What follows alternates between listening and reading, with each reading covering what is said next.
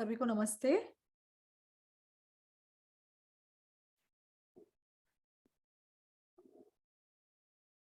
तो बाइबल सभा के एक हफ्ते के दौरान हमने बहुत खुशी का समय बिताया।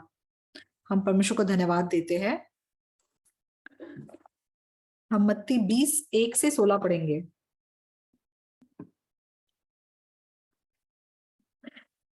मत्ती 20:1 से 16।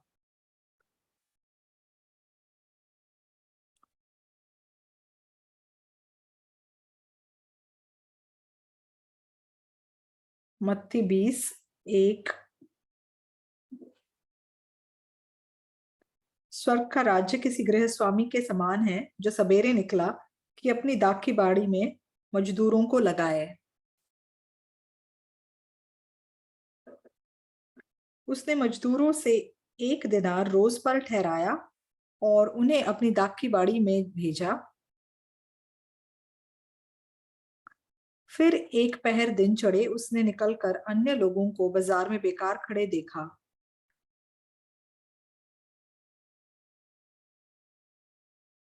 और उनसे कहा, तुम भी दाख की बारी में जाओ और जो कुछ ठीक है मैं तुम्हें दूंगा। अतः वे भी गए। फिर उसने दूसरे और तीसरे पहर के निकट निकलकर वैसा ही किया। 1 घंटा दिन रहे उसने फिर निकलकर दूसरों को खड़े पाया और उनसे कहा, क्यों यहाँ दिन भर बेकार खड़े हो। उन्होंने उससे कहा, इसलिए कि किसी ने हमें मजदूरी पर नहीं लगाया। 7। उसने उनसे कहा, तुम भी दाख की बारी में जाओ।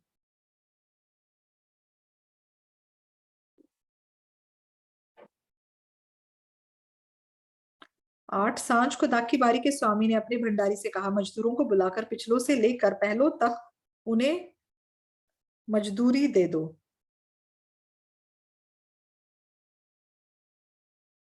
जब वे आए तो घंटा भर दिन रहे लगाए गए थे, तो उन्हें एक एक दिनार मिला।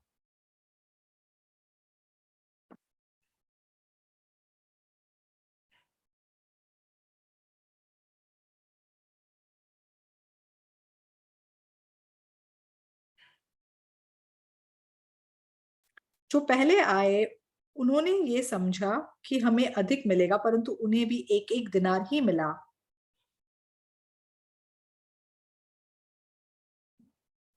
11। जब मिला तो वे गृहस्वामी पर कुड़कुड़ा के कहने लगे, इन पिछलों ने एक ही घंटा काम किया और तूने इन्हें हमारे बराबर कर दिया, जिन्होंने दिन भर का भार उठाया और धूप सही। उसने उनमें से एक को उत्तर दिया, हे मित्र, मैं तुझसे कुछ अन्याय नहीं करता। क्या तूने मुझसे 1 दिनार ना ठहराया था? जो तेरा है उठा ले और चला जा। मेरी इच्छा ये है कि जितना तुझे दूं उतना ही इस पिछले को भी दूं। 15। क्या ये उचित नहीं कि मैं अपने माल से जो चाहूं सो करूं? क्या मेरे भले होने के कारण तू बुरी दृष्टि से देखता है? 16। इसी रीति से जो पिछले हैं वे पहले होंगे और जो पहले हैं वो पिछले होंगे।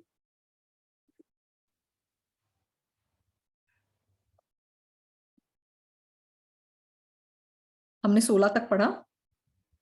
तो आज जो सबटाइटल्स दिखाए थे उन्होंने कुछ गलती की थी, इसलिए कुछ गलत वचन दिखाया था।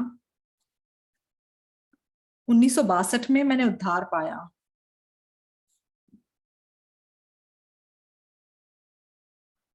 और मैं इतना धन्यवादी हूं कि मैं आज सेवकाई कर पा रहा हूं। मैंने कभी नहीं सोचा था कि मैं इस प्रकार सेवकाई करूंगा। तो मैंने केवल थोड़ी सी बाइबल पढ़ी थी और तब मुझे स्पष्ट रूप से ये पता चला कि बाइबल के अनुसार मेरे पाप स्पष्ट रूप से धोए गए हैं। तब से मैं इतना धन्यवादी हुआ और मैं सोचने लगा कि मैं यीशु के लिए क्या करूं। तो उन दिनों में मेरे पास पैसे नहीं थे और मैं ऐसा कुछ भी काम करने लायक नहीं था।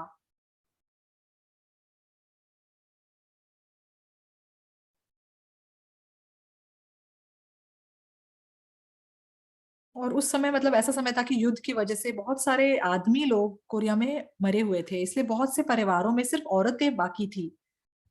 और जब मैं कभी किसी के घर जाता था तो मतलब सिर्फ औरतें दिखाई देती थी।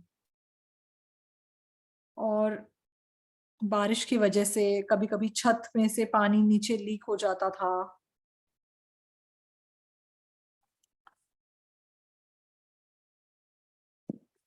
तो क्योंकि सिर्फ औरतें होती थी इसलिए मतलब वो उसे उसकी मरम्मत नहीं कर पाती थी, और बस उसी से मतलब अपना गुजारा कर रही थी, चाहे छत गीली हो रही है, चाहे पानी नीचे टपक रहा है, लेकिन वो कुछ नहीं कर पाती थी। तो कोरिया में जो हीटिंग सिस्टम होता है वो मतलब जो फर्श होती है उसके नीचे से हीटिंग सिस्टम डाला जाता है। तो किसी के घर में फर्श टूटी पड़ी होती, तो फिर जब वो उस हीटर को ऑन करते तो उस फटी फर्श के कारण धुआं फैल जाता था। तो मैं ऐसी परिस्थिति अक्सर देखता था। तो मैं क्या सोचता था कि जब मैं बूढ़ा हो जाऊंगा तो कम से कम मतलब ऐसे लोगों के घरों में जाके उनकी जो छत लीक हो रही है उसको मैं ठीक कर दूं, उसकी मरम्मत कर दूं।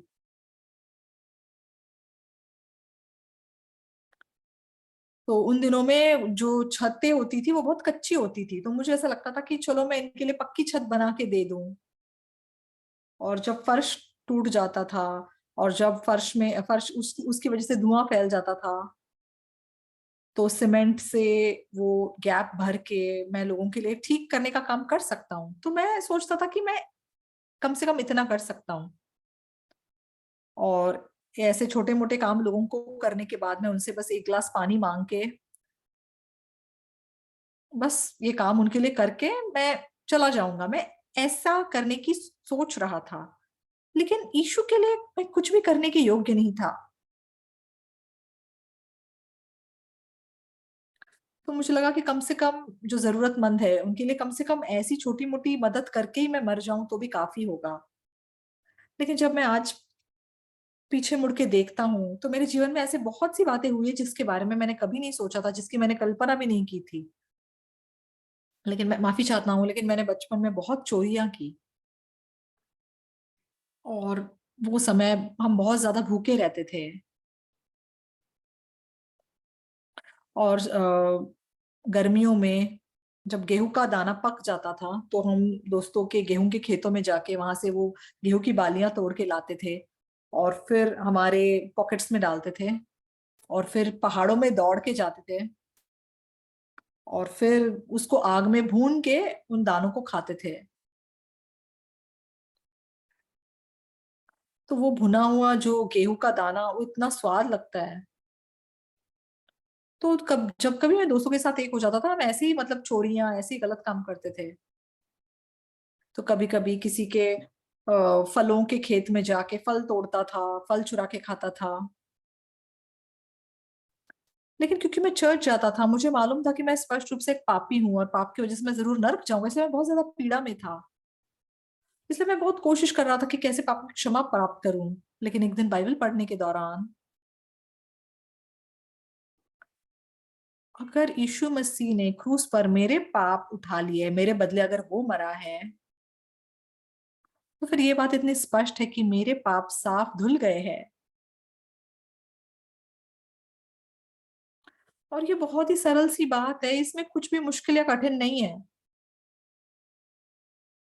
लेकिन लोग चाहे कहते तो है कि यीशु मसीह क्रूस पर हमारे पापों के लिए मरा, हमारे पापों को उसने क्षमा किया, लेकिन मैं भी अपने आप को पापी कह के बुलाता था, मैं कहता था कि मैं पापी हूँ। लेकिन 1962 में जब मैं 19 साल का था तो मैं पाप में खोया हुआ था, पाप के कारण पीड़ा में गिरा हुआ था। तब से मैंने बाइबल को ढूंढना शुरू किया और मैंने वो दृश्य देखा जहां पे यीशु मसीह मेरे क्रूस पापों के लिए क्रूस पर चढ़ाया गया। तो यीशु मसीह में कोई पाप नहीं था, और अगर वो मेरे पापों के लिए मरा है तो ये बात स्पष्ट है कि मेरे पाप धोए गए हैं। और ये बात सोच के मैं इतना ज्यादा खुश हो गया। लेकिन मैं जिस चर्च में तब जाता था उसमें क्या समस्या आने लगी, तो उस चर्च का पास्टर भी कहता था कि वो पापी है, चर्च के एल्डर डीकन सब कहते थे कि हम पापी है। तो मैं तब सिर्फ 19 साल का था। और अगर मैं ये कहूं कि मेरे पास कोई पाप नहीं है, तो वो बात सुन के उन्होंने मुझे बिल्कुल मतलब मेरा मजाक उड़ाया। वो बात उनके लिए बकवास थी। और जब मैंने पापों की क्षमा पाई, मैंने अपने आसपास के दोस्तों को भी बताया। और एक दिन सड़क पे मैं किसी औरत से मिला जिसे मैं जानता था। तो वो और मैं मतलब संडे स्कूल टीचर्स थे, और हम दोनों आपस में मतलब अच्छे खासे दोस्त थे, ठीक से बातें करते थे। तो मैंने उसको एक दिन बोला कि मैम, आपको भी उद्धार पाना चाहिए। तो मतलब हम काफी अच्छे दोस्त थे, अक्सर एक दूसरे से मिल के बातचीत किया करते थे। ठीक अच्छी तरह एक दूसरे को जानते थे, पहचानते थे। लेकिन उस दिन जब मैंने उसको ये कहा, तो उसने मुझे क्या बोला, मिस्टर पार्क, तुम होश में आ जाओ। तुम्हें क्या लगता है तुम पास्टर से बेहतर हो? तुम जाके पास्टर को बोल के देखो ये बात। तो मतलब चर्च में मेरे पीछे बहुत सारी बातें होने लगी थी। और मतलब उन्होंने मुझे चर्च में जैसे एक कोने में ढकेलना शुरू कर दिया था।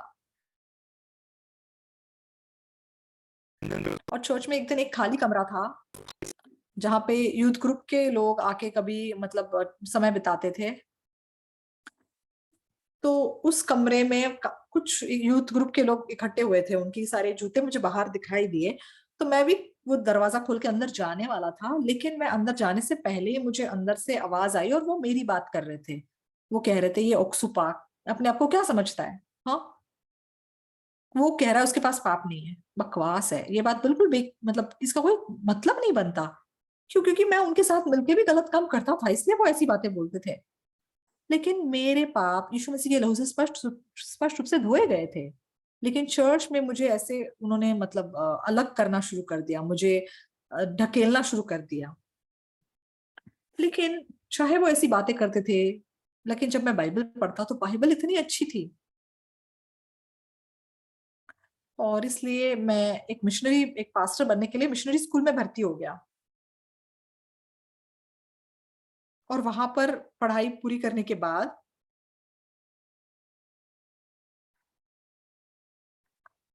तो वहां पर भी जितने लोग मेरे साथ पढ़ते थे, वो भी मतलब कोर्स खत्म होने के बाद उनको तो कोई ना कोई जगह मिल गई सेवकाई करने के लिए, लेकिन मुझे किसी ने कहीं पे नहीं बुलाया।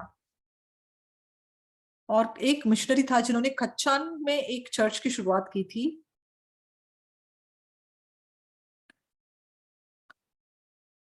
और वो जो पास्टर थे, वो हमको मतलब बार बार बुलाते थे, हमें और मिशनरी स्टूडेंट्स को, उनके चर्च में, इसलिए हम उनके चर्च में बहुत बार आना जाना करते थे।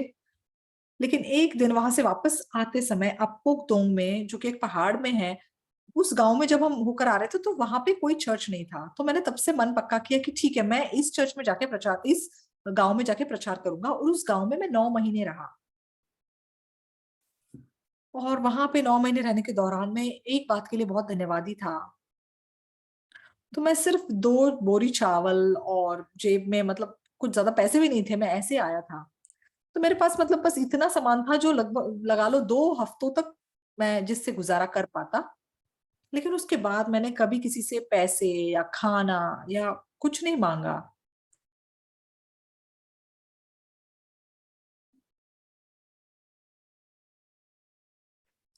तो मैं 9 महीने वहां पे था, और 9 महीने बाद मुझे जांगपाली नाम की जगह पे जाके चर्च स्थापित करना था।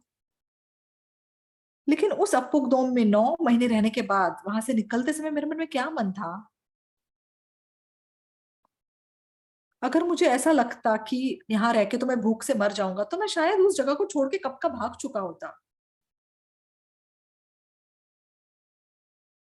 लेकिन अब तक परमेश्वर ने मुझे कभी भी किसी के सामने लोगों की मदद के लिए हाथ फैलाने नहीं दिया। परमेश्वर ने मेरी शादी करवाई, मेरे बच्चे हुए। और चाहे मुश्किलें भी बहुत सारी आई, लेकिन परमेश्वर हमेशा मेरी रक्षा कर रहा था। और ये बात उतनी अद्भुत थी। और जब मैं किमचन जाके मैं वहां पर जब मैंने चर्च की शुरुआत की, तो वहां पे भी बहुत मुश्किलें आई। तो तब मेरी पत्नी पेट से थी, तो उसका पेट इतना निकला हुआ था। तो जो औरत प्रेग्नेंट होती है, तो चाहे वो भूखी होगी तो भी पता नहीं चलेगा, क्योंकि उसका पेट इतना बड़ा होता है। तो उस समय मैं अपनी पत्नी को एक अनाथ आश्रम लेकर गया। और उस अनाथ आश्रम के मतलब जो अध्यक्ष थे उनसे हम मिले। और मैंने बताया कि मैं मतलब संडे स्कूल के बच्चों का स्पेशलिस्ट हूँ, मतलब उनके लिए मैं सबसे अच्छे कार्यक्रम बनाता हूँ। तो ये अनाथ बच्चे जब बड़े होकर मतलब समाज में जाएंगे तो उनके लिए जीवन कितना मुश्किल, कितना कठिनाइयों से भरा हुआ होगा। तो इसलिए डायरेक्टर सर, अगर आप अनुमति दे तो मैं एक हफ्ते के लिए इन बच्चों को आत्मिक रूप से इनकी अगुवाई करना चाहता हूँ। तो उस डायरेक्टर ने मुझे ऊपर नीचे देखा और फिर उसने क्या कहा, तो उन्होंने मतलब हाँ बोल दिया। और मेरी पत्नी चाहे प्रेग्नेंट थी लेकिन फिर भी लाइक एक पूरा हफ्ता हम रोज आना जाना करके हम मेरी पत्नी ने और मैंने बाइबल से उनको लाइक पढ़ाया। और जो उस अनाथ आश्रम के डायरेक्टर थे वो भी पीछे बैठ के पूरा वचन हमारे द्वारा सुनते थे। और फिर दोपहर का जब खाने का समय हुआ तो उन्होंने हमारे लिए मतलब इतना अच्छा खाना तैयार किया। तब हमने इतना अच्छे से खाना खाया। तो दोपहर को खाना खाने के बाद मैं फिर से मतलब शाम तक उन बच्चों को प्रचार करता था।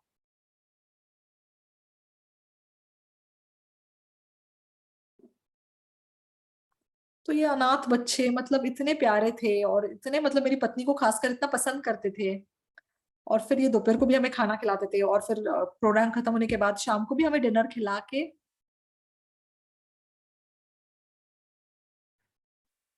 फिर हम लगभग 1.5 किलोमीटर पैदल वापस घर चले जाते थे प्रोग्राम खत्म करके।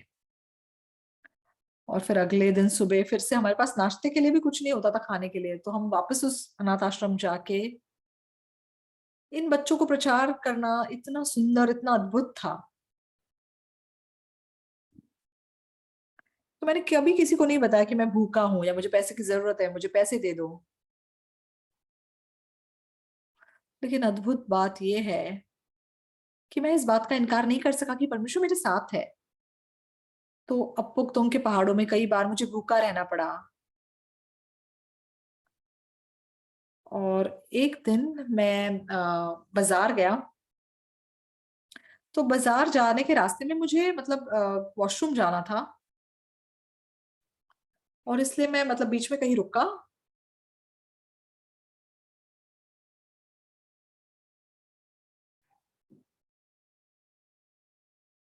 लेकिन मैंने क्या देखा, वहां पर एक जगह थी जहां पे वो रास्पबेरी जो फल होते हैं वो पूरे मतलब एक खेत में भरे हुए थे। तो वो देख के मैं इतना खुश हो गया, मुझे लगा कि अरे वाह, परमेश्वर ने मुझे खाने के लिए ये तैयार किया है। तो जब मैं वो रास्पबेरी खाने लग गया तो तब तक मतलब बाजार बंद होने लग गया। मैं स्पष्ट रूप से देख सका कि परमेश्वर ने बहुत ही मतलब विस्तार से मेरे जीवन की अगुवाई की थी। पहले मैं बस बाइबल ऐसे ही पढ़ता था। लेकिन बाइबल पढ़ने के द्वारा परमेश्वर मतलब पवित्र आत्मा के जरिए मुझे एक एक करके सब बातें दिखाता था। तो मैं फौज में गया, वहां से मेरा डिस्चार्ज हुआ। और उसके बाद मैं किमचंद में गया, वहां पे भी बहुत से हादसे हुए, बहुत सी बातें हुई। और तब से लेकर अब तक चाहे मैंने जो भी सामना किया, परमेश्वर ने हमेशा मेरी मदद किया है।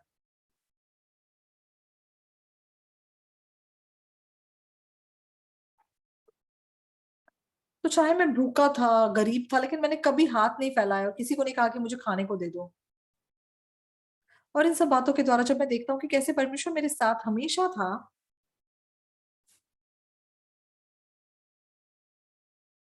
तो फौज में भी चाहे मैंने बहुत मुश्किलों का सामना किया लेकिन मैं स्पष्ट रूप से परमेश्वर का वो हाथ देख सका जो लगातार मेरी सहायता कर रहा था। तो फौज से छुट्टी मिलने के बाद जब मैंने अपने बेस की ओर वापस देख के क्या सोचा कि अगर ये परमेश्वर मेरे साथ है तो फिर मुझे सहारा के रेगिस्तान में भी अगर जीना पड़े तब वहां पे भी मैं अच्छे से रह सकता हूँ। तो चाहे आप मुझे साउथ पोल भी भेज दो परमेश्वर, वहां पे भी मैं अच्छे से रह लूंगा। दोस्तों, किसी ने भी परमेश्वर को आंखों से नहीं देखा है। हम परमेश्वर को अपनी आंखों से नहीं देख सकते। लेकिन क्योंकि हम परमेश्वर को आंखों से नहीं देख सकते इसका मतलब ये नहीं है कि परमेश्वर मौजूद ही नहीं है। बाइबल में जितने भी वचन लिखे हुए हैं उसमें से कुछ भी झूठ नहीं है। बाइबल का हर एक वचन परमेश्वर का स्पष्ट वचन है।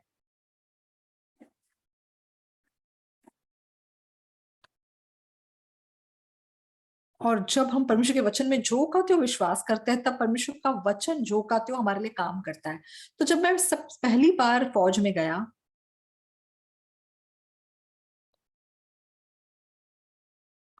तो एक दिन सुबह जब मैं उठा, तो मेरे बेड के साइड में जो मैंने दस्ताने रखे हुए थे, मेरे ग्लव्स रखे हुए थे, वो एकदम गायब थे।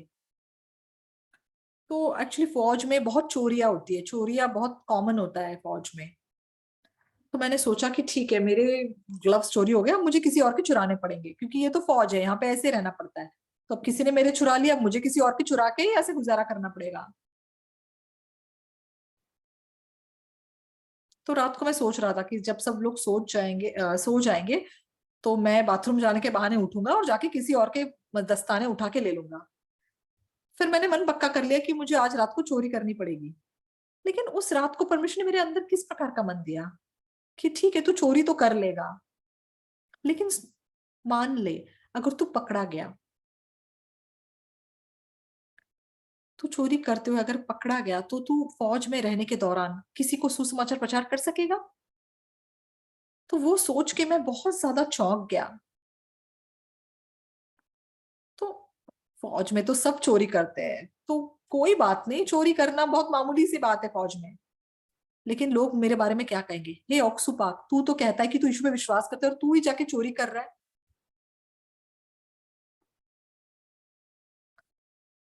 तो फौज में मुझे लगा कि अगर कोई मुझे मतलब चोरी करते हुए पकड़ा गया अगर मैं, तो फिर मेरे द्वारा कोई सुसमाचार नहीं सुनेगा।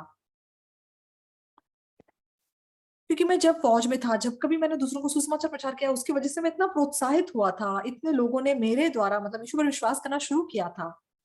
और पूरा दिन सुसमाचार प्रचार करके मेरा मन इतना खुश होता था, मैं इतना प्रोत्साहित होता था।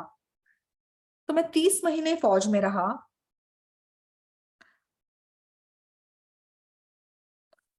और बीच बीच में कभी हमें बाहर मतलब छुट्टी पे जाने का मौका भी मिलता है, लेकिन मैं एक बार भी कभी छुट्टी पर मतलब फौज छोड़ के नहीं गया। क्यों? क्योंकि फौज में कोई पास्टर नहीं था मेरे बेस में, इसलिए मैं ही पास्टर का काम करता था, मतलब मैं ही वहां पर हर संडे को वचन प्रचार करता था। तो सच में अगर मैं ऐसी बातें आपको बताने लग जाऊं, तो इन बातों का कोई अंत नहीं है। लेकिन मैं स्पष्ट रूप से परमेश्वर को अपने साथ महसूस कर सका, जो मेरी अगुवाई कर रहा है। और सच में मेरे पास उस परिस्थिति में भी केवल परमेश्वर पर निर्भर करने के अलावा और कोई रास्ता नहीं था। तो ये इंसानी समस्याएं, इंसानी बातें सच में मेरे लिए कोई समस्या नहीं थी। और जब मेरा फौज से छुट्टी होने का टाइम आ गया, तो तब हमने चैपल बनाया था और मैं उस चैपल में रहता था।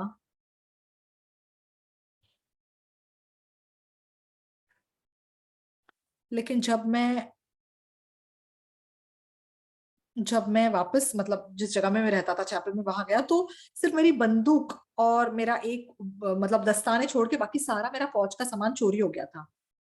तो तब मैं बहुत ज्यादा मतलब चिंता में गिर गया कि मैं अब तो मुझे मेरी छुट्टी होने वाली है, अब मुझे सारा सामान वापस फौज में भर दे के फिर छुट्टी होनी पड़ेगी। लेकिन मुझे नहीं पता किसने मतलब बदमाशी की और जानबूझ के, क्योंकि मैं ईश्वर में विश्वास करता था, मतलब किसी ने बदमाशी करके मेरा सारा सामान मतलब उठा लिया, क्योंकि उनको पता था मेरी फौज से छुट्टी होने वाली है। लेकिन मेरे पास कोई रास्ता नहीं था, इसलिए मैं हर रात लाइक चर्च जाके मैं प्रार्थना करता था।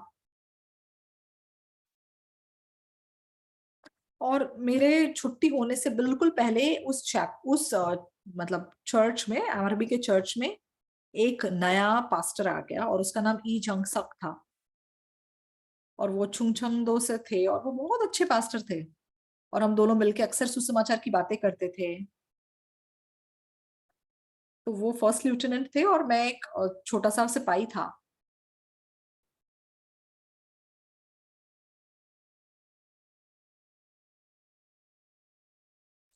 तो बस कुछ ही दिनों में मेरी छुट्टी होने वाली है, इसलिए जो भी सामान फौज से हमें मिला है उसे वापस दे के ही हम बाहर जा सकते हैं। लेकिन मेरा सारा सामान चोरी हो गया था।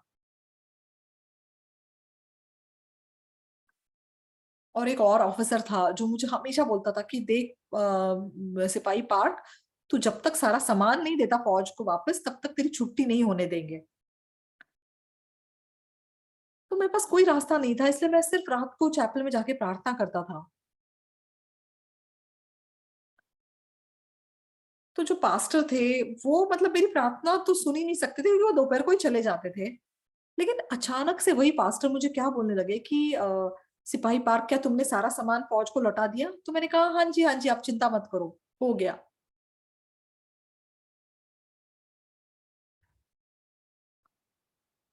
तो उन्होंने क्या किया, जेब में हाथ डाला और उन्होंने मुझे ना $2 निकाल के दे दिए और बोला कि तुम्हारा जो सामान मिसिंग है, जो भी सामान तुम्हारा खो गया है, इससे खरीद के वापस दे दो। तो मैंने कहा कि नहीं नहीं पास्टर जी, कोई बात नहीं, मुझे मतलब मैं ठीक हूँ, मुझे जरूरत नहीं है। लेकिन वो पास्टर कहने लगे, नहीं नहीं, मैं तुमसे कह रहा हूँ ना, तुम ये रख लो, ये पैसे तुम रखो। मैंने फिर भी मना करने की कोशिश की, नहीं मुझे नहीं चाहिए। लेकिन उन्होंने जबरदस्ती मेरे हाथों में मतलब वो पकड़ा दिए और फिर मैंने उनको थैंक यू बोला।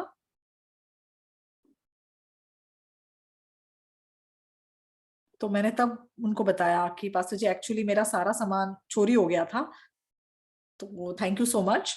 तो उन्होंने बोला कि हाँ ठीक है, चिंता मत करो, ये $2 काफी है, तुम्हारा सारा सामान इसमें कवर हो जाएगा।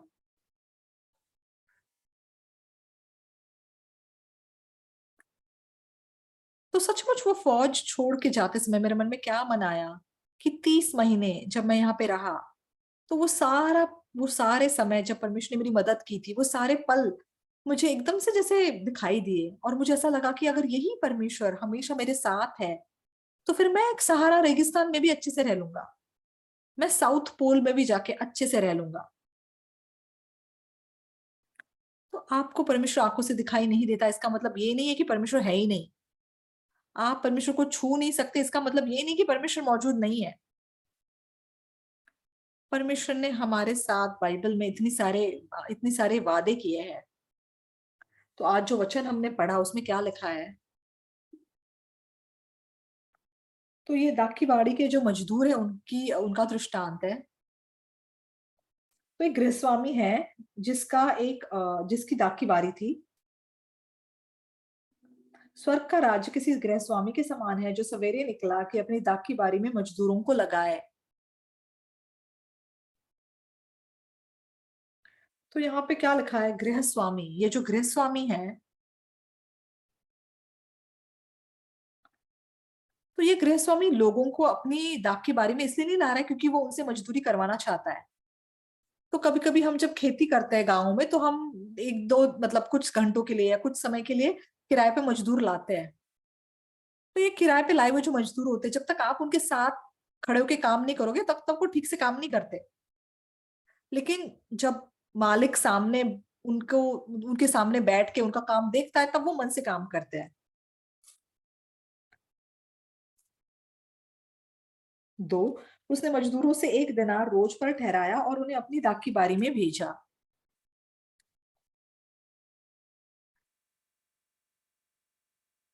फिर एक पहर दिन चढ़े उसने निकलकर अन्य लोगों को बाजार में बेकार खड़े देखा। तो अगर इस गृहस्वामी का मकसद वहां पर खेती करवाना या दाख की बाड़ी में काम करवाना होता,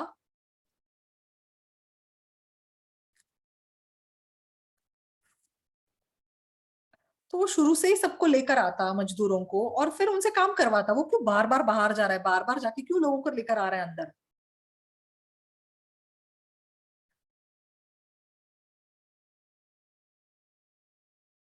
तो उसका योजना क्या है, उसका मकसद क्या है?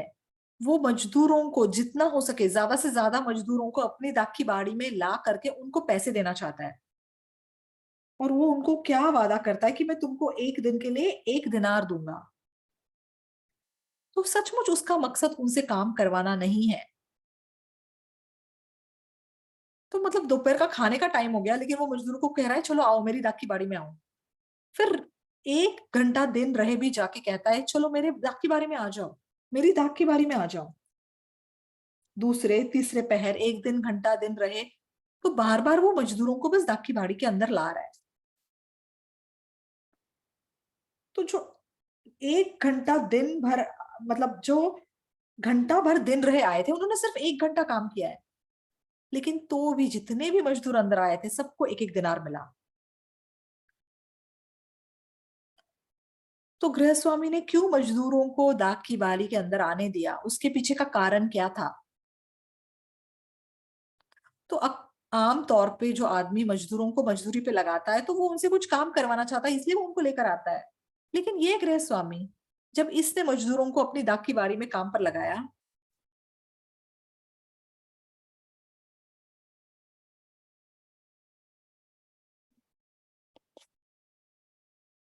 तो इस गृहस्वामी को, मतलब इनको अच्छे से मॉनिटर करना चाहिए, इनको ठीक से देखना चाहिए कि सचमुच काम कर रहे हैं या नहीं कर रहे। लेकिन जब आप किसी को दाख की बारी में लेकर आते हो तो फिर आपको, मतलब कुछ कुछ काम दिया जाता है कि तुम ये करो या वो करो, और मालिक को मतलब सब कुछ सुपरवाइज करना पड़ेगा कि ठीक है तू ये कर, तू वो कर, तू वहां पे जा, तू यहाँ पे जा।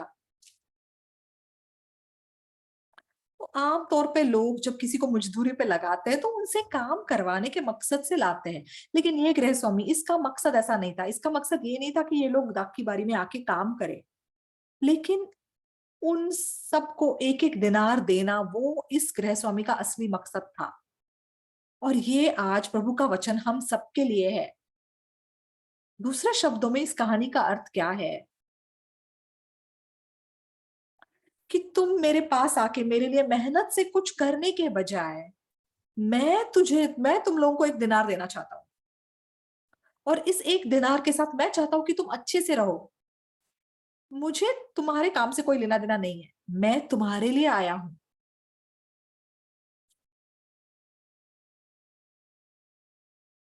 तो बाइबल में सब कहानियां ऐसी ही है, लेकिन जो इसे नहीं जानते वो क्या कहते हैं, ओ मुझे और मेहनत से काम करना होगा, मुझे और कष्ट करने होंगे, मुझे चढ़ावा चढ़ाना होगा, मुझे अच्छे से काम करना पड़ेगा।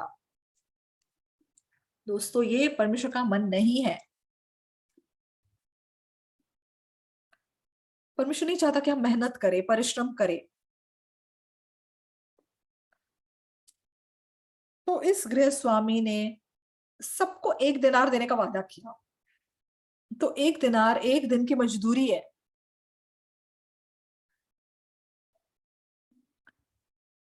लेकिन आप सोच के देखो कि जो घंटा भर दिन रहे आया है उसने सिर्फ 1 घंटा काम किया है। तो बाकी लोग जो सुबह सुबह आए थे वो क्या कहने लगे कि इसने 1 ही घंटा काम किया, आप इसको हमारे बराबर कैसे कर सकते हो, इसको भी आप 1 दिनार कैसे दे सकते हो, आपने हमारे साथ 1 दिनार का वादा किया था। लेकिन गृहस्वामी क्या कहता है कि मेरे पैसों से जो मैं चाहता हूं वो करूंगा। तो चाहे हम परमेश्वर के मन को विस्तार से नहीं जानते, लेकिन जो बात हम स्पष्ट रूप से जानते हैं वो क्या है, हमसे मेहनत करवाना, परिश्रम करवाना, हमसे ऑफरिंग लेना, ये परमेश्वर नहीं चाहता। लेकिन परमेश्वर ने मुझे इसलिए चुना है क्योंकि वो मेरे लिए काम करना चाहता है। और परमेश्वर मेरे लिए क्या करना चाहता था? तो बाइबल इस विषय में हमें विस्तार से बताता है। परमेश्वर ने हमारे लिए यीशु मसीह को भेजा। क्यों उसने यीशु मसीह को भेजा? हमें पापों से आजाद करने के लिए उसने यीशु मसीह को भेजा। परमेश्वर ने यीशु को हमारी जगह पे हमारे पापों के लिए मरने के लिए भेजा।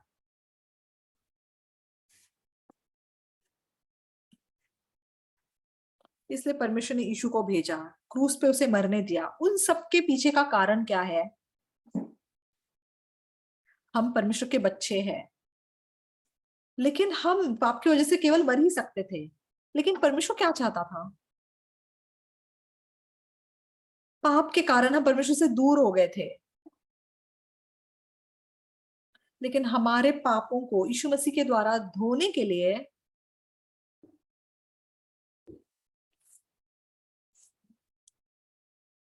और एक धन्यवादी मन के साथ परमेश्वर के साथ साथ स्वर्ग में हम रह पाए, ये परमेश्वर का मकसद है।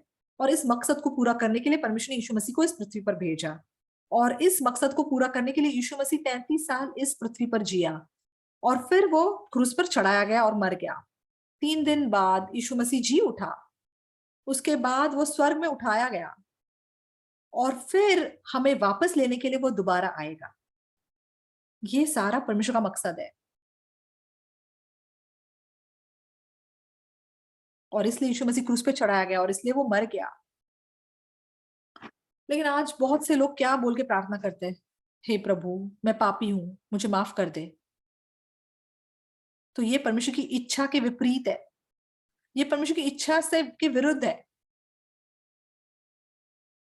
मैंने यीशु को तुम्हारे पापों को धोने के लिए क्रूस पर चढ़ा दिया। तो यीशु के लिए भी क्रूस पे चढ़ाया जाना कोई आसान काम नहीं था। यीशु क्या कहता है, हे प्रभु, हे पिता, अगर हो सके तो ये प्याला मुझसे ले ले, मुझसे दूर कर ले। यीशु ने ये बात बहुत बार कही, तो भी मेरी नहीं परंतु तेरी इच्छा पूरी हो। तो सचमुच यीशु मसीह इस पृथ्वी पर आया और जब 33 साल वो इस पृथ्वी पर रहा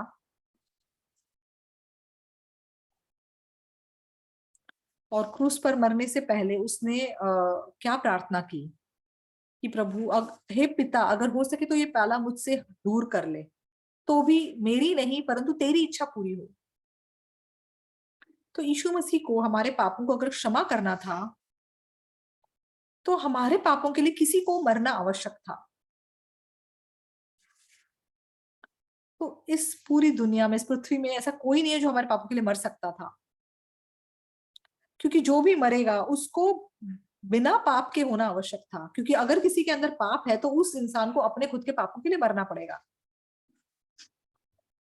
और इसलिए हमें वो यीशु की जरूरत थी जिसके अंदर कोई पाप नहीं था। और जब यीशु 33 साल तक इस पृथ्वी पर रहा,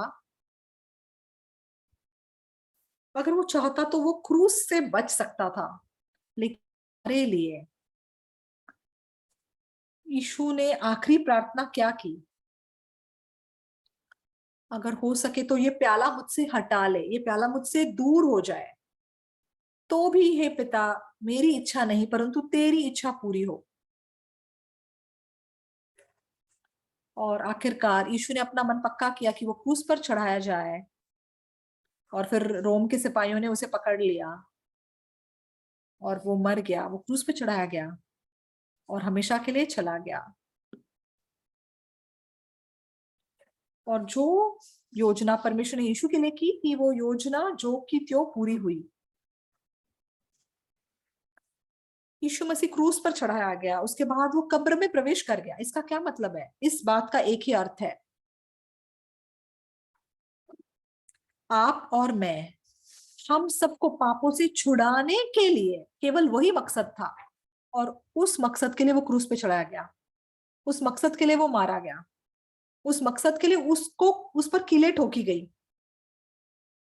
और उस मकसद के लिए कुछ बहुत घंटों तक उसे क्रूस पे लटका रहना पड़ा और फिर वो मर गया। क्यों? हमारे पापों के लिए मरने के लिए, हमें पापों से आजाद करने के लिए।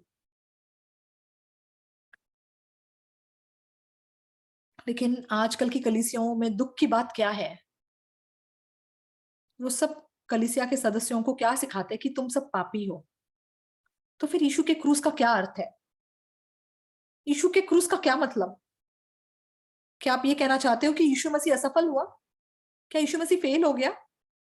नहीं, उसने हमारे पाप क्षमा किए हैं, लेकिन तब भी लोग कहते हैं कि वे पापी है। तो इसलिए मैंने बाइबल पढ़ी और बाइबल इतने स्पष्ट रूप से बताती है कि यीशु मसीह ने मेरे पाप उठाए और उसने मेरे पाप धो दिए और अब मेरे पाप क्षमा किए गए हैं। सचमुच मेरे पाप क्षमा किए गए हैं। तो मेरी जो दीदी है, एक दिन उसने मुझे ऐसी बात करते हुए सुन लिया और मेरी दीदी ने मुझसे क्या कहा, ओक्सू, तो यहां तक कि पास्टर भी कहते कि वो पापी है, चर्च के एल्डर भी कहते कि वो पापी है। तो अगर तेरे पास सचमुच विश्वास है तो तुझे थोड़ा नम्र होना चाहिए।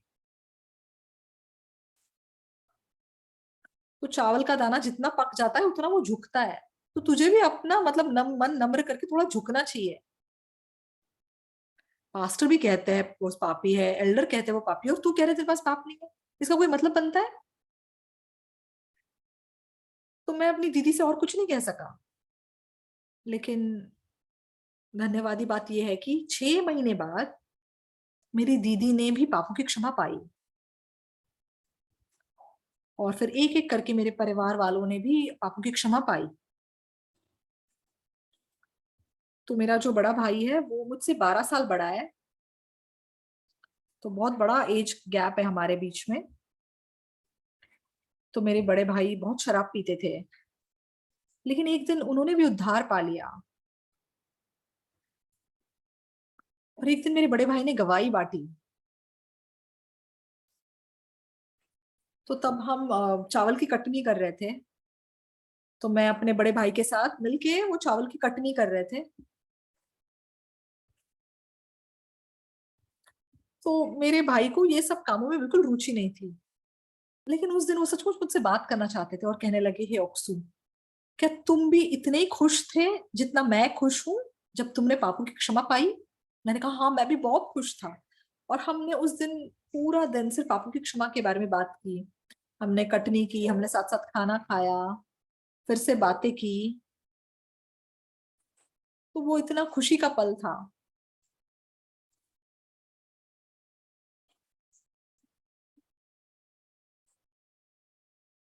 तो जो मेरा छोटा भाई है उसकी जो लंग्स थे वो बहुत कमजोर थे, उसके फेफड़े कमजोर थे। और उसने भी एक दिन यीशु पे विश्वास किया। तब मैं उपगदोंग नाम की एक जगह में अकेला रहता था। उस समय मेरे छोटे भाई ने भी उद्धार पा लिया, और उसको जो बीमारी थी वो भी ठीक हो गई। और अभी भी थोड़ा तो वो कमजोर ही है, लेकिन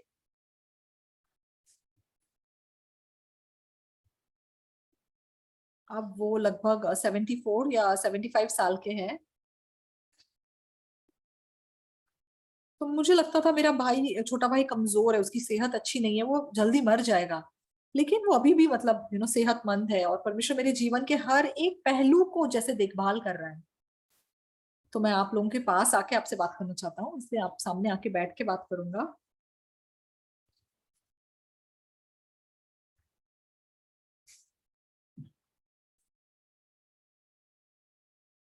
तो आप सब सोच के देखिए। मान लीजिए मैं परमेश्वर हूँ,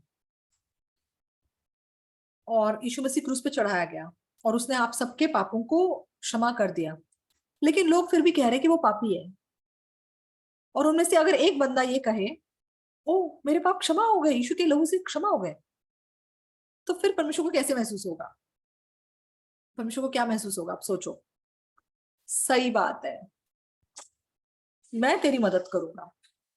मैं सदा तेरे साथ हूं। तू हियाव से इसी बात का प्रचार कर। क्या आप समझ पा रहे हैं?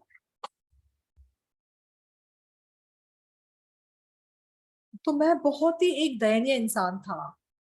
मैंने बहुत मतलब कमी कमजोरी से भरा हुआ इंसान था। मैंने बहुत सारे पाप किए, मैंने बहुत चोरियां की, झूठ बोले। लेकिन मैं वफादारी से चर्च जाता था। लेकिन एक दिन मैंने बाइबल को पढ़ना शुरू किया, और फिर बाइबल के अंदर मैं हैरान रह गया।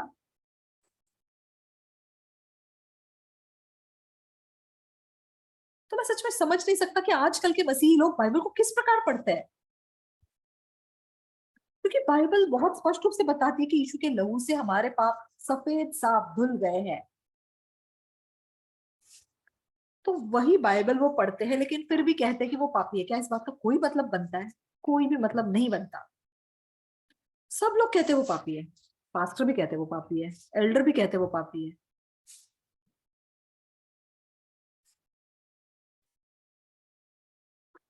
जब लेकिन जब मैंने ये सत्य देखा कि सचमुच मेरे पाप क्षमा हो गए हैं, और ये बात बाइबल बहुत ही विस्तार से स्पष्ट रूप से हमें समझाती है। तो मेरे अंदर इतने सारे पाप थे, और मैं पापों की क्षमा पाना चाहता था।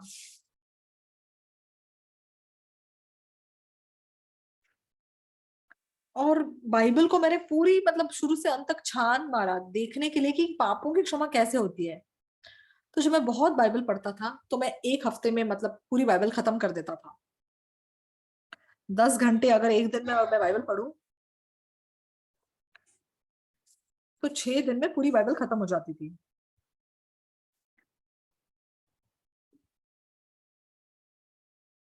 तो इसलिए अक्सर मतलब पूरे एक हफ्ते के अंदर मेरी बाइबल पूरी पढ़ के खत्म हो जाती थी।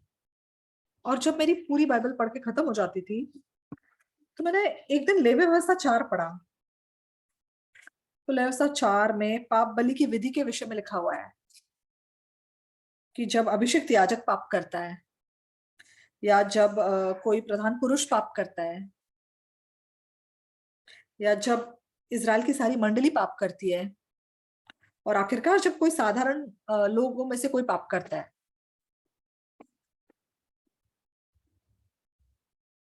तो मुझे लगा अच्छा मतलब साधारण लोग मेरे जैसे साधारण लोगों को भी पापों की क्षमा पाने का एक रास्ता है। और तब मैं ये बातों को मतलब बिल्कुल रट्टा मार सका। तो लेवी व्यवस्था 4 का 27, क्योंकि साधारण लोगों में से कोई अज्ञानता से पाप करे अर्थात कोई ऐसा काम करे जिसे यहोवा ने मना किया हो करके दोषी हो और उसका वो पाप उसके ऊपर प्रकट हो जाए, तो वो उस पाप के कारण एक निर्दोष बकरी बलिदान के लिए ले आए।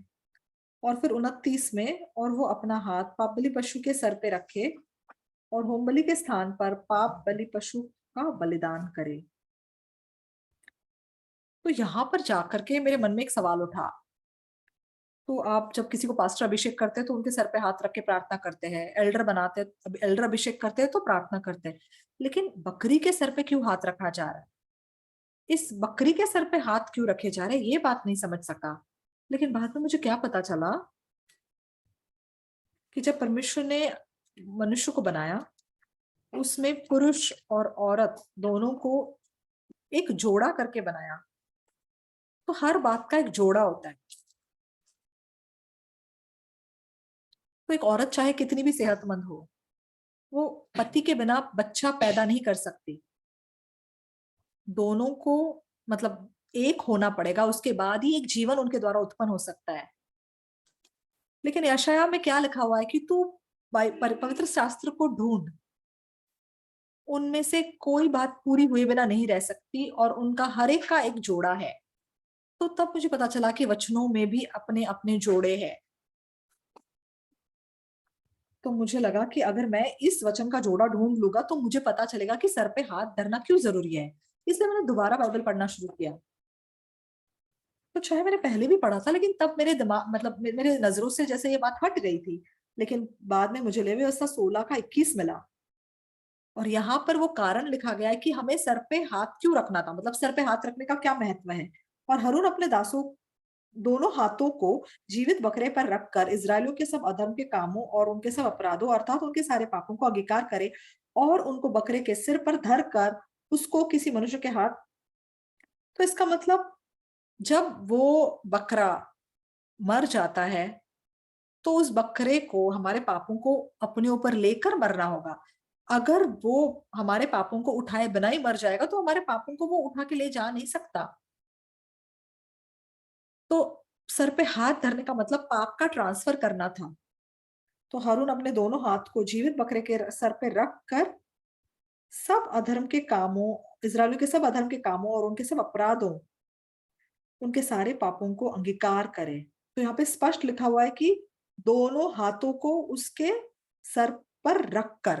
तो तब जाके मुझे पता चला अच्छा इसलिए इसलिए जब यीशु मसीह ने यूहन्ना बपतिस्मा के द्वारा बपतिस्मा लिया, जब यीशु यूहन्ना के पास गया बपतिस्मा लेने के लिए यरदन नदी पर, तब यूहन्ना उसे रोकने की कोशिश करता है। वो कहता है कि मुझे तुझसे बपतिस्मा लेने की आवश्यकता है और तू मेरे पास आया।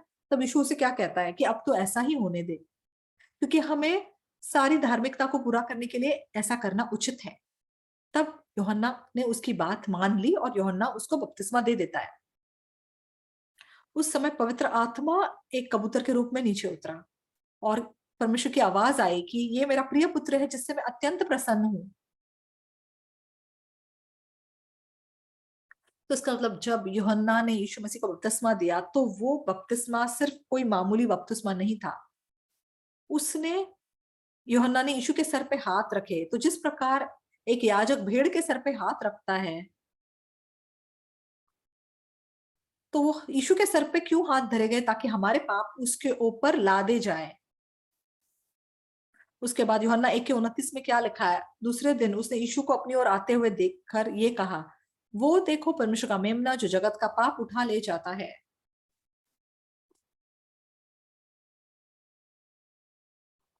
तो बाइबल में अलग अलग जोड़े हैं जो हमें हर बात को समझाते हैं। तो यीशु जब यूहन्ना के पास पहले जाता है तो यूहन्ना उसको मना करता है, लेकिन यीशु क्या कहता है? अब तो ऐसा ही होने दे, क्योंकि हमें इसी रीति से सब धार्मिकता को पूरा करना उचित है।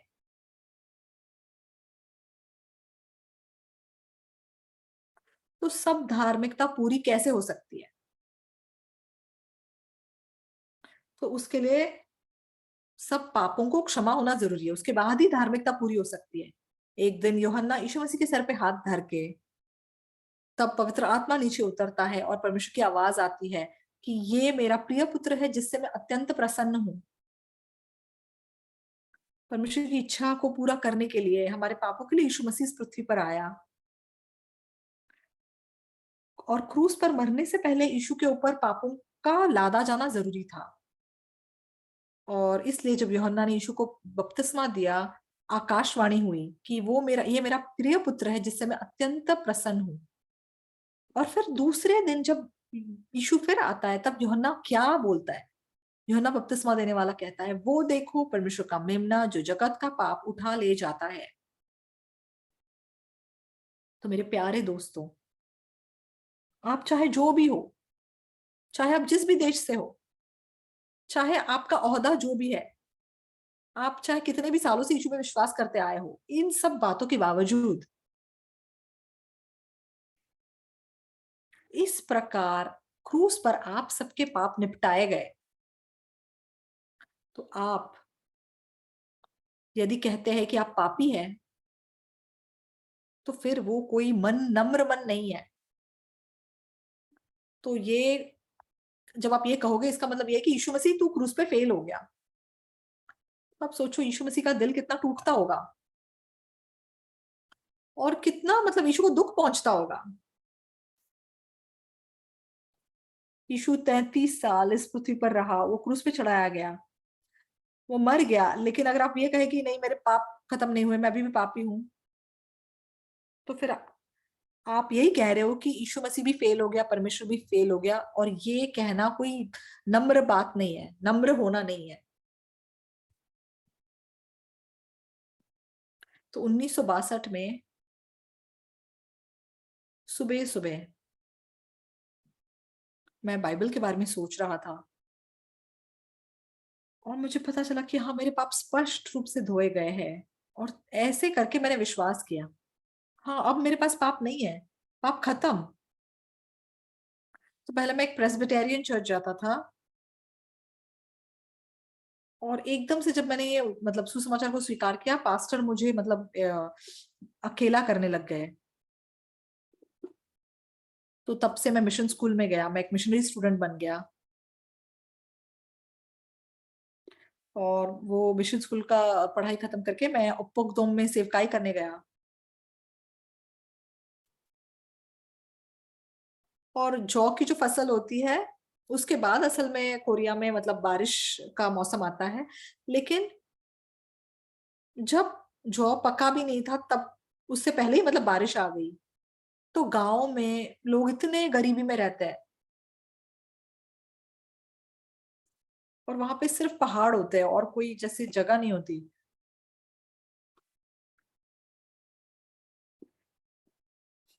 लेकिन जहाँ पे मेरा गांव है संसान, वहां पे बहुत बड़ी जमीन है। तो वो जौ को मतलब कैंची से काटते थे,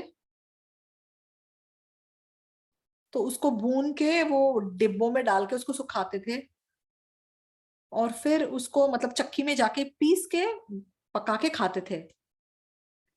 लेकिन उस गांव का एक जवान आदमी मुझसे कहने लगा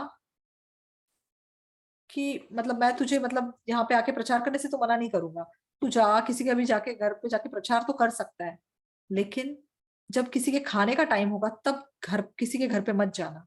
और अगर तू जाए और मान लो अगर वो खाना खा रहे हो तब भी वो तुझसे पूछेंगे नहीं कि क्या आपने खाना खाया या आप खाओगे। और मान लो अगर वो तुमसे कहे कि चलो कुछ खा लो, और अगर उनमें से उसमें से अगर तुमने एक भी निवाला खाया, उस दिन से मैं तुझे इस गांव से निकाल दूंगा। तो कहने का मतलब ये है कि मतलब उन दिनों में इतनी ज्यादा गरीबी थी, लेकिन तो इसलिए मैंने कभी किसी से एक निवाला खाना नहीं मांगा। और इसी हालत में मैं 9 महीने रहा। बहुत बार मैं भूखा रहा, लेकिन परमेश्वर ने किस प्रकार मुझे खिलाया, कैसे परमेश्वर ने मेरी रक्षा की, इन सब बातों को मैं स्पष्ट रूप से देख सका। मैं परमेश्वर को जान सका जो सदा मेरे साथ था, और मैं इतना धन्यवादी था।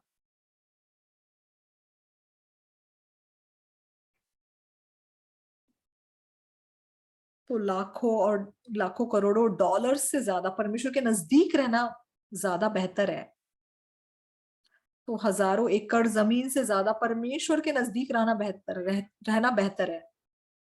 तो मेरे जीवन में बहुत कष्ट थे, बहुत मुश्किलें, बहुत भूख गरीबी थी, लेकिन परमेश्वर ने एक बार भी मुझे नजरअंदाज नहीं किया। उसने मुझे तुच्छ नहीं जाना। तो यहाँ पर गृह स्वामी है, और ये जो गृह स्वामी है, ये इसने जो दाग की बारी लगाई है बस औपचारिकता पूरी करने के लिए लगाई है। क्योंकि वो असल में क्या कर रहा है, वो यहाँ पे क्या कर रहा है, वो एक्चुअली सिर्फ इन गरीब मजदूरों को एक एक करके एक एक दिनार बांटना चाहता है। एक दिन के लिए एक दिनार वो इनको बांटना चाहता है। चाहे तुम सुबह सुबह आओ, 10 बजे आओ, या तुम 2 बजे आ जाओ दोपहर को, या तुम चाहे 4 बजे आए होंगे, तो चाहे आपने सिर्फ 1 घंटा भी काम किया है, लेकिन वो आपको एक दिनार दे रहा है। तो इसलिए जो सुबह सुबह आए थे वो शिकायत करने लग गए।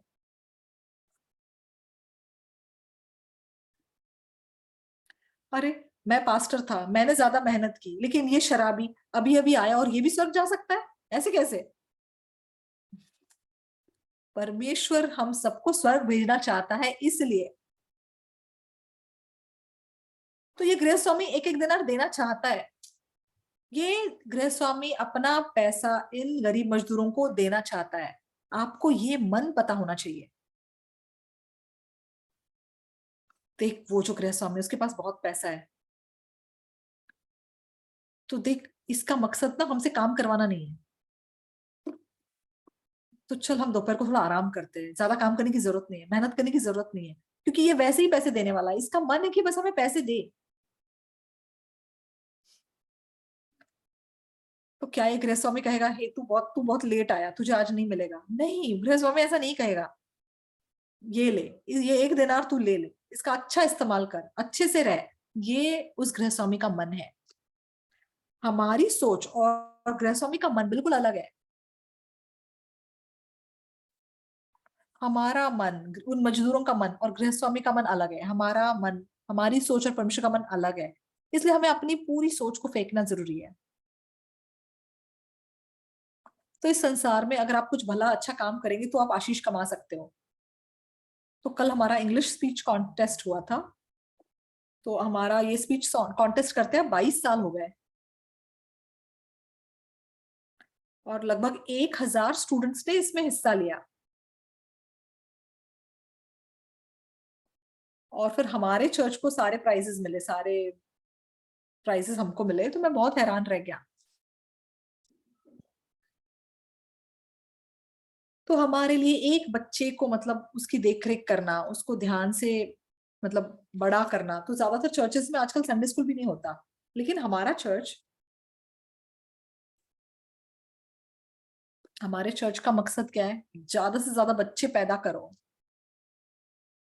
तो मेरी बहू जब आई, मैंने जब उससे क्या कहा, तुम बहुत बच्चे पैदा करो, उसने कहा हाँ जी। मैंने कहा 5 बच्चे करो, लेकिन उनके 3 बच्चे हैं। तो मैंने कहा ठीक है, कोई बात नहीं, ठीक है, 3 बच्चे भी ठीक है।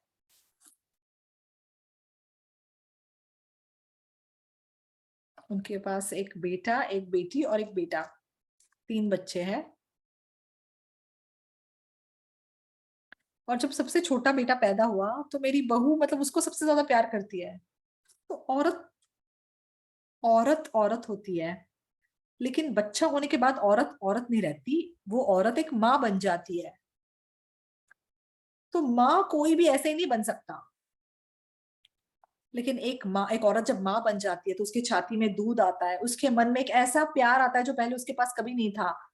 और चाहे वो अपने बच्चों के लिए इतना बलिदान करती है, लेकिन तो भी वो खुशी महसूस करती है।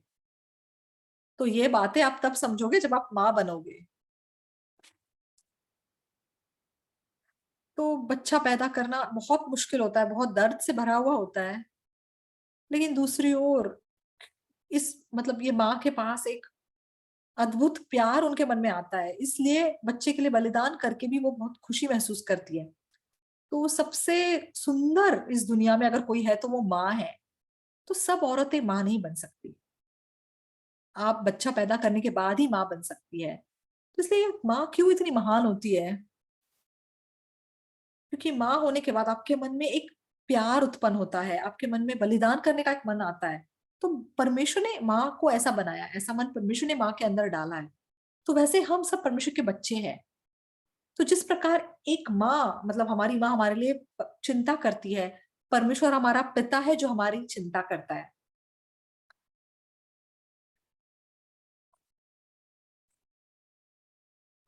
तो परमेश्वर हमारे साथ लेन देन करके काम नहीं करता कि ठीक है तू ये कर तो मैं तुझे इतना दूंगा, तो हम थोड़ा काम करेंगे फिर हम परमेश्वर हमें देगा। नहीं, परमेश्वर हमें आजादी से मुफ्त में देता है।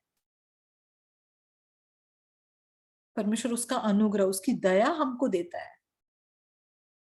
तो अनुग्रह बहुत प्रकार के होते हैं, लेकिन सबसे बड़ा अनुग्रह कौन सा है? पापों की क्षमा प्राप्त करना, ये सबसे बड़ा अनुग्रह है। पापों की क्षमा पाए बिना आप स्वर्ग नहीं जा सकते। तो आप भी अपने मतलब रिश्तेदारों को, आपके परिवार वालों को कहना चाहते हैं ना कि चलो साथ साथ चलो। तो यीशु ने हमें ये पाप क्षमा देने के लिए वो क्रूस पे चढ़ गया। लेकिन जब लोग ये कहते कि मैं पापी हूं, आप परमेश्वर का मन सोचो क्या होगा। हाँ तुमने अच्छा काम किया, तुम बहुत नम्र हो, क्या परमेश्वर ऐसा बोलेगा? नहीं, परमेश्वर का दिल सच में टूट जाएगा। नहीं, तेरे सारे पाप धोए गए हैं। तुम बाइबल पढ़ो। तो 2013 में मैं घाना गया था। वहां पे हमारा एक कैंप हो रहा था। और 2200 स्टूडेंट्स के सामने मैं माइंड लेक्चर दे रहा था। और उस फंक्शन में जो घाना की राष्ट्रपति की पत्नी है, वो कॉन्ग्रेचुलेटरी मैसेज देने के लिए आई थी। तो अपना बधाई का मैसेज देने के बाद वो जाके अपनी सीट पर बैठ गई। तो एक्चुअली ऐसे बड़े लोगों का हमारे प्रोग्राम्स में आना आसान नहीं होता। और अगर वो आते भी है तो वो फटाफट अपना मतलब मैसेज वगैरह देके फटाफट निकल जाते हैं। लेकिन उस दिन जब मैं घाना पहुंचा तो मैं मतलब मुश्किल से अपने कैंप की जगह पर पहुंचा, क्योंकि मैं उसी दिन पहुंचा था। और मैंने कपड़े भी मतलब ठीक से नहीं बदले, बस अपना फेस धो के मैं ऐसे ही चला गया। तो मुझे लगा कि राष्ट्रपति की पत्नी निकल जाएंगी, लेकिन वो नहीं गई। तो वो काफी देर तक बैठी रही। और बाद में मेरे पास आके कहने लगी, पास्टर मैं आपसे कुछ कहना चाहती हूँ। तो मैंने पूछा कि आप बताइए क्या बात है। तो उन्होंने कहा कि राष्ट्रपति जी बहुत बीमार है, क्या आप उनको मिल सकते हैं? मैंने कहा हाँ बिल्कुल। और हम गए और उनसे मिले। तो उनका नाम प्रेसिडेंट जॉन एटा मिल्स था। और वो बड़ी सी कुर्सी पर ऐसे टेक लगाकर बैठे हुए थे। और उन्होंने मुझसे क्या कहा? पास्टर धन्यवाद, आप यहाँ पर आए, धन्यवाद।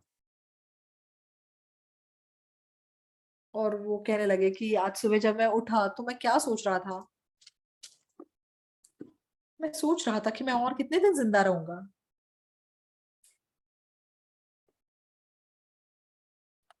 तो मेरे डॉक्टर लगभग 1 साल से हर दिन मेरा इलाज कर रहे हैं। लेकिन मेरी सेहत बिल्कुल भी मतलब उसमें कोई सुधार नहीं हो रहा है। इसलिए मुझे आज सुबह क्या सोच आई, मैंने सोच के देखा कि मैं और कितने दिन ऐसे जिंदा रहूंगा। मुझे लगा ज्यादा से ज्यादा मैं 5 दिन और रहूंगा, और जिंदा रहूंगा। हो सकता है मैं आज भी मर जाऊं।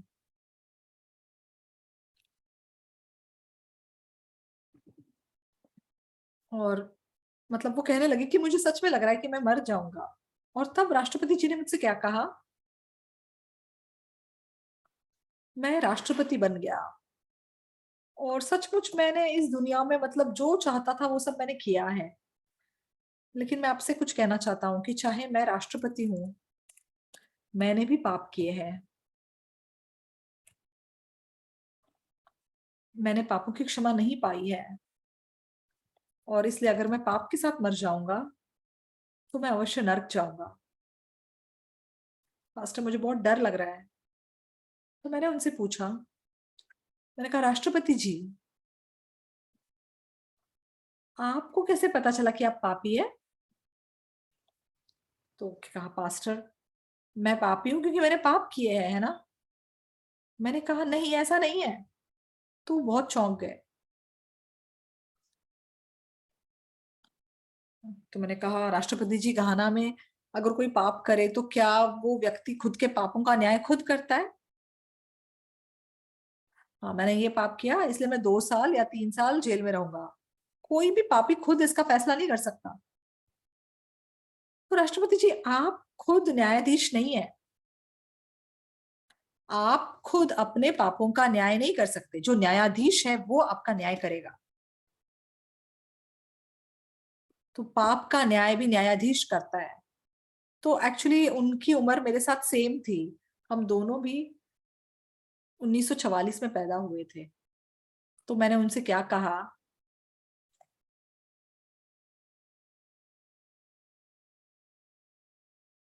मैंने कहा राष्ट्रपति जी, आप अपने पापों का न्याय खुद मत कीजिए, लेकिन आपके पाप का जो न्याय पत्र है आप उसे पढ़िए।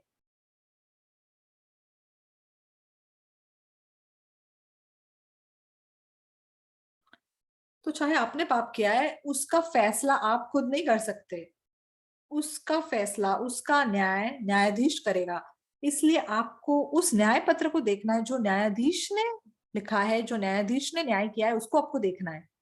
तो क्या आपने उसे देखा है? तो वो पूछने लगे कि वो कहाँ है, वो न्याय पत्र कहाँ है, मुझे देखना है, मैंने नहीं देखा। मैंने कहा वो न्याय पत्र बाइबल के अंदर है। मैंने कहा आप देखना चाहोगे? उनका हाँ, मैं देखना चाहता हूँ। तो मैंने उनको पढ़ के सुनाया, और फिर मैंने रोमियो 3 का 23 उनको दिखाया। इसलिए कि सबने पाप किया किया है और पाप की और परमेश्वर की महिमा से रहित है। मैंने कहा राष्ट्रपति जी, ये आप हो। और फिर 24 में क्या लिखा है? परमेश्वर जो है वो न्यायाधीश है, और आपके पाप के विषय में उसने एक न्याय पत्र बनाया है, उसने एक फैसला लिया है। क्या आप वो देखना चाहोगे? तो मैंने कहा कि आप उसके बाद वाला वचन, अगला वचन पढ़िए। तो रोमियो 3 का 23, इसलिए कि सबने पाप किया और परमेश्वर की महिमा से रहित है। लेकिन 24 को में अगर आप पढ़ेंगे, परंतु उसके अनुग्रह से उस छुटकारे के द्वारा जो मसीह यीशु में है, सेंत मेन धर्मी ठहराए जाते हैं।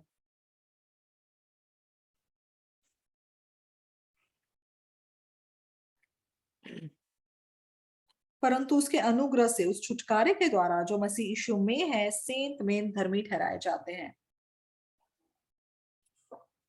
तो चाहे पास्टर ओक्सुपाक ये बातें आपको कह के सुना रहा है, लेकिन ये पास्टर ओक्सुपाक की बातें नहीं है, ये परमेश्वर के वचन है। और परमेश्वर आपसे क्या कह रहा है कि सबने पाप किया,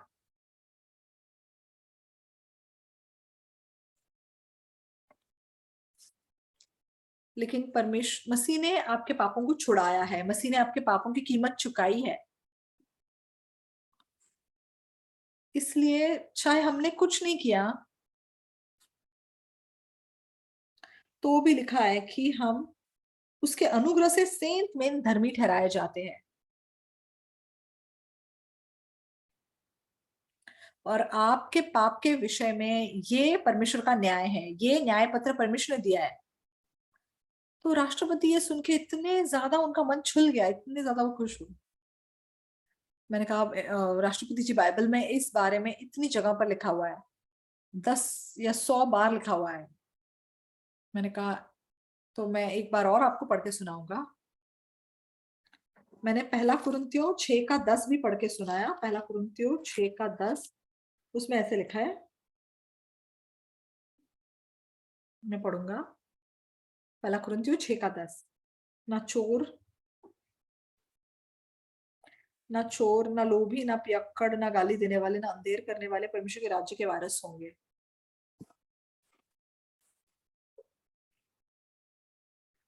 ये सही है, परंतु 11 पढ़िए। और तुम में से कितने ऐसे ही थे, परंतु तुम प्रभु यीशु मसीह के नाम से और हमारे परमेश्वर के आत्मा से धोए गए और पवित्र हुए और धर्मी ठहरे।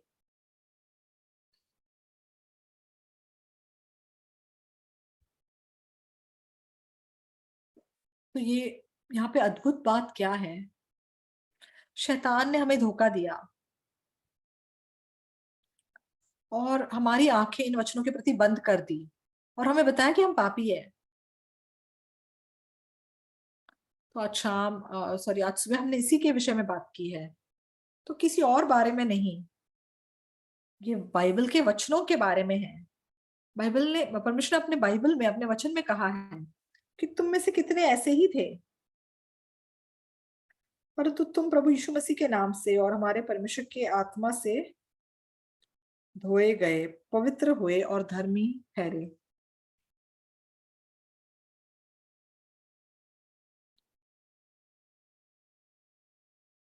तो ये मेरी बात नहीं है, ये परमेश्वर का वचन है। ये परमेश्वर का वचन है। और तुम में से कितने ऐसे ही थे,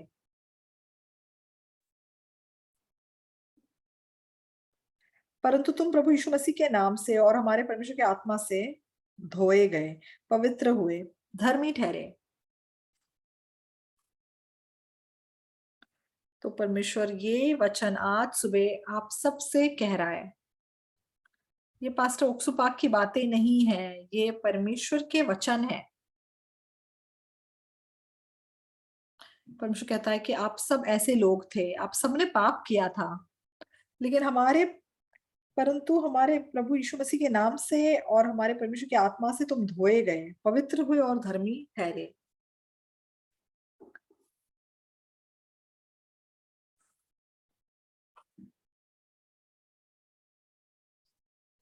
तो वो कह रहा है कि तुम धोए गए, तुम पवित्र किए गए और तुम धर्मी ठहराए गए। लेकिन क्या फिर भी आप कहोगे कि आप पापी हो? क्या कहोगे आप? तो क्या आप फिर भी कहोगे कि आप पापी हो? नहीं। तो ऐसा कहना परमेश्वर का अपमान करना है, क्रूस का इनकार करना है। और जो इसका इनकार करते हैं वो जरूर नाश हो जाएंगे। तो आज सुबह चाहे आपके पास जो भी सोच हो, उसके बावजूद आप उस सब सोच को फेंक दीजिए और इस वचन पे विश्वास कीजिए।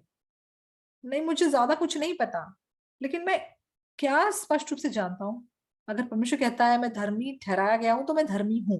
अगर परमेश्वर कहता है मैं धोया गया हूं तो मैं धोया गया हूं, क्योंकि ये मेरे पापों का न्याय पत्र है। और ये न्याय पत्र कहता है,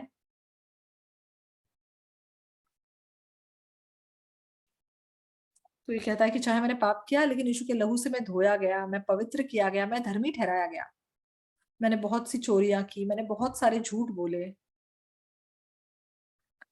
लेकिन तब से मैं एक बार भी ये नहीं कह सका मैं धर्मी हूं, मैं धोया गया हूं। मैंने ऐसी बातें कही और मैं पवित्र हूं। तो मैंने राष्ट्रपति जी से ये बातें कही और वो भी ये बातें सुन के इतने खुश हो गए, कहने लगे कि मैं क्यों इन वचनों को नहीं जानता था। और ये मतलब संगति करने के बाद 6 घंटे बाद राष्ट्रपति जी मतलब गुजर गए। तो मैं इतना धन्यवादी हुआ। मैं आशा करता हूँ अब सब इस वचन पे विश्वास करने वाले लोग बन सकेंगे। हम परमेश्वर की महिमा करेंगे, उसकी स्तुति करते हैं। धन्यवाद।